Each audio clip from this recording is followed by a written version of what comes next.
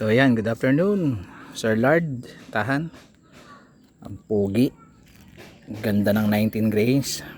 Yung skirt manipis. Siyempre, nangati daliri, hindi matiis. Testing agad.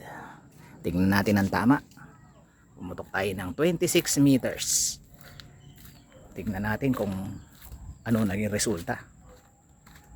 Honest review lang. Hindi lang siya maganda. Maganda rin tumama, Sir Lard. Oh, nangati daliri, di matiis. Ayan. Ayan ang tama ng 19 grains. Oh. Diba? Ayos. Thank you, Sir Lard.